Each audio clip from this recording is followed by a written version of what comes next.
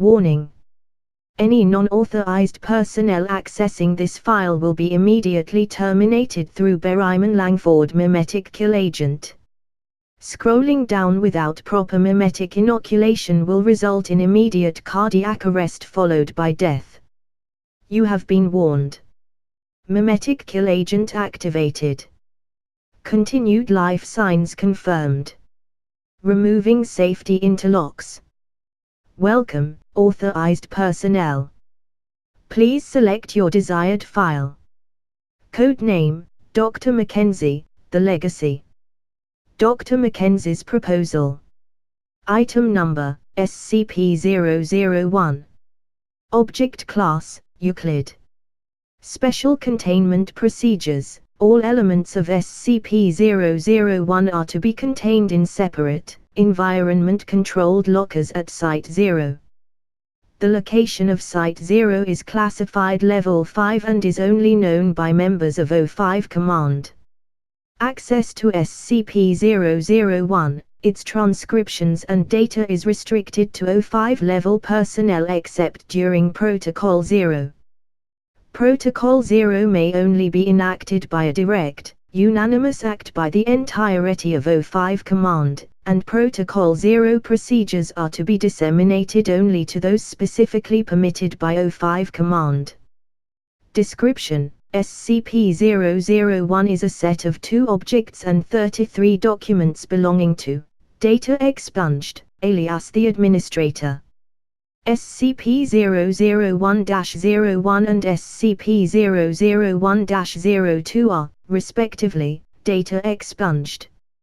SCP-001-03 through SCP-001-35 are a mixed set of handwritten and printed documents. They are normal in all respects except that they do not show signs of aging or fading in any way, and dating of the paper on which they are comprised of has shown inconsistent results. The contents of these documents, as detailed below, consist of data expunged, data expunged, data expunged, data expunged, as these objects formed the impetus for the creation of the SCP Foundation, and all of its constituent activities and processes. As such, this information is only to be disseminated by direct order of O5 Command as per Protocol 0. Classified Level 5 by order of O5 Command, eyes only. Unauthorized access of these documents is punishable by immediate termination. Addendum 001-01, Analysis of SCP-001-01 and SCP-001-02. SCP-001-01 is a smooth device composed of an unidentified gray metallic substance, approximately 22 cm wide, 30 cm tall, and 1.5 cm thick. It is unusually heavy, weighing approximately 8.2 kilograms. It is equipped with a small digital display, and has a single opening that appears to be a type of keyed activation switch. Attempts to disassemble the device or analyze its technology have been unsuccessful so far, as there appear to be no seams or fasteners visible on the device. Attempts to image the interior of SCP-001-01 utilizing X-ray or magnetic resonance have resulted in inconsistent results, suggesting that the device is either too dense to properly image or has inconsistent internal topography. SCP-001-01 appears to only be capable of displaying 2 indicators. One appears to be a status or progress bar with an accompanying number, currently at approximately 23%. The other indicator is a single digital counter displaying the number, redacted.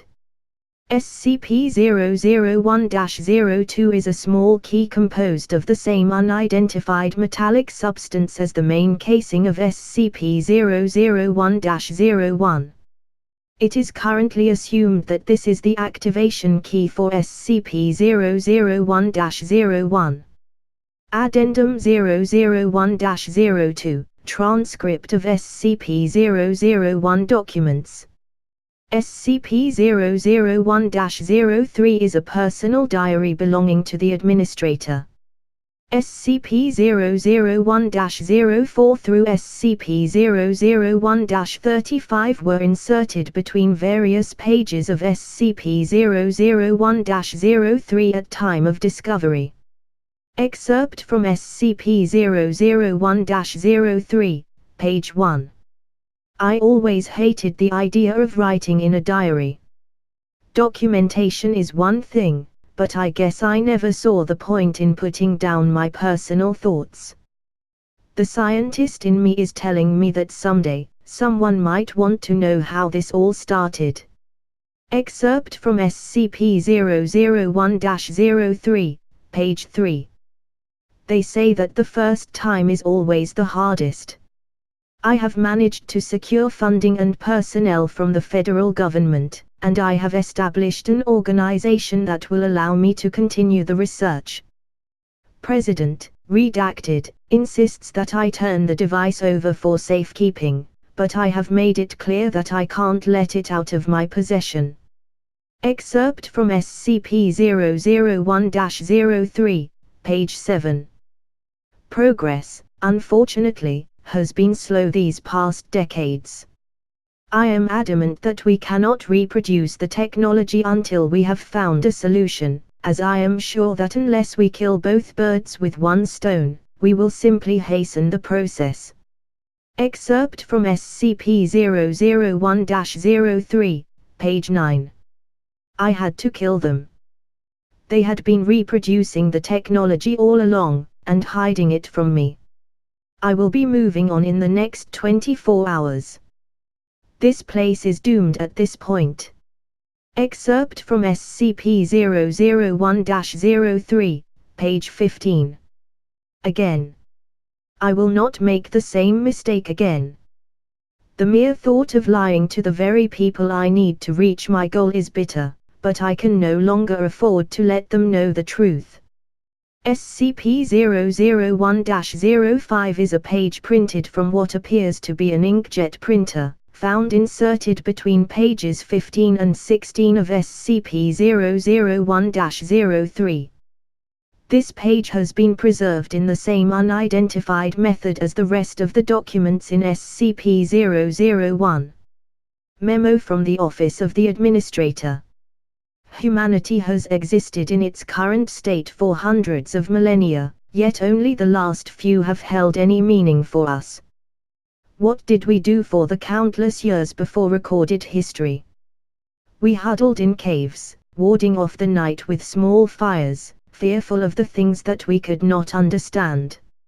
It was not just that we did not understand why the sun rose every morning, it was the mystery of enormous fish with the heads of men, and rocks that came to life, and monsters that drove those who saw them mad. So we called them angels and devils, begged them to spare us from their wrath, and prayed for salvation. As time passed, their numbers died out and mankind flourished. The world began to make more sense. Yet, the unexplained can never truly go away, as if the universe requires for there to be things we can never truly understand. We will not go back into the dark, fearful night. We will not be ruled by the unknown. We will stand up for ourselves. Even as the rest of humanity remains uninformed, we will fight the darkness, containing it and shielding it from the eyes of the common man, so that they can continue to live in the blissful illusion of a normal world. Excerpt from SCP-001-03, page 22. Their faces haunt me in my dreams. Hundreds, thousands of them. Ones who blindly went to their deaths. For me. Excerpt from SCP-001-03, page 28. Made a mistake. Told someone the truth, the night before I left. Had to use the last of my original medical supplies. In a way, I wish he'd aimed for the head. Excerpt from SCP-001-03, page 41. This one solved an equation that could set a framework for the rest of the solution. I killed them by my own hand. Could they have ever imagined that it was an act of mercy? Excerpt from SCP-001-03, page 64. I suddenly remembered today what they told me before I left. They said that I probably wouldn't see anything, that I would probably simply fall asleep and wake up again. They lied.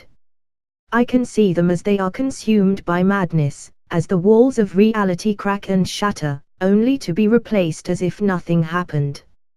I can see everything. Final excerpt from SCP-001-03, page 68. It is finally done. The equations are complete, the math is sound, but it comes too late once again. This team will not have the time to construct the solution, and I will have to abandon the Foundation again. But I do so with the knowledge that no more will have to suffer the same fate. SCP-001-34 is a worn, handwritten page discovered between the front cover and first page of SCP-001-03. To whom it may concern. First, I want to say that I am sorry for everything. I have most likely doomed you and everyone you have ever known to death and destruction by my mere presence in your world. If you are in possession of, and reading, this document, then I am probably dead. If that is the case and I did not bother to destroy this evidence, then that means I have also probably failed in my mission.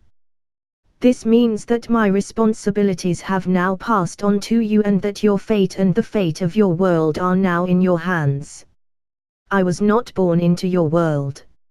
I am a traveler from a parallel plane of existence, an alternate reality separate from your universe. The year from which I originate is of little consequence. If I've learned anything from my travels, the passing of time from universe to universe is meaningless. What is important is that in my plane of origin, mankind was highly advanced. We harnessed the power of entire stars, molded planets and moons alike to suit our needs, and even learned to manipulate the fabric of reality itself. We had conquered death through advances in medicine and technology, and we thought ourselves masters of our own fates. We realized too late that all such things have a cost, and that our greed and hubris would not only result in the loss of everything we held dear, but doom countless others as well. Our meddling in the structure of existence had opened up cracks and twists in the fabric of reality, a corruption of the multiverse that we had failed to notice earlier because we could not see the pieces of our reality leaking into others. By the time feedback began to manifest, it was already too late to stop it. Before this corruption consumed us completely, we came up with one final fail-safe. We would gather up what knowledge we could save and sacrifice our world to send a single individual through to the next. This could not repair the damage that had already been done, but could buy us the time to start over, to find a way to stop the corruption of reality. That individual was me. If you have not already found them, then the evidence to support my claims will begin to bleed into your world soon enough. Like a rain of glass, the shattered remains of other universes will begin to fall and slip into yours. Things that defy your understanding, fixed loops and structures without meaning or rhyme, that cannot be destroyed by any means you possess. Things that drive men mad and challenge all the assumptions that you hold dear. That which I carry with me is the final legacy of countless worlds. The equations and technology described in its pages carry with them the hope of stopping the corruption, a hope that has come with a heavy price. They are the last will and testament of a bloody trail of universes that have sacrificed and been sacrificed that those who remain may avoid their fate.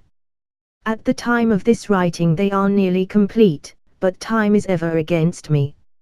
If I am no longer able to see this mission through to its bitter end, then it falls to you to finish what I began. Good luck. Data expunged. The administrator. SCP-001-35 is a single handwritten page found between the last page and back cover of SCP-001-03. The handwriting in SCP-001-35 is inconsistent with that of the other handwritten documents in SCP-001. Data expunged. This is it, the last evidence that our civilization will have ever existed.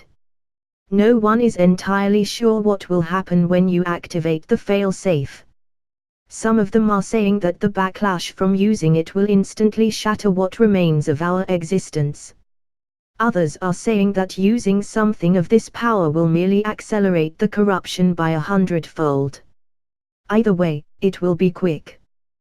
By the time you wake up at your destination, there will be nothing left of our home. You already know that it will only carry a single passenger, and the second team should have your gear ready by the time you're ready to go. I can only hope that with the time we've bought you, you can find a way to stop this disaster. If not, the device will keep track of the relative corruption level of local reality as well as how many times it's been activated. A bit sadistic of us, perhaps. By the time you read this, I will already be dead. I'm sorry, but you have always been the stronger one. I don't have the strength to face the end with my head held high. Not without you. I love you. Addendum 001-03, SCP-001-36. References found within the documents comprising SCP-001 suggest the existence of SCP-001-36, an electronic device or large document containing comprehensive technological and mathematical data related to SCP-001. The current whereabouts of SCP-001-36 are unknown.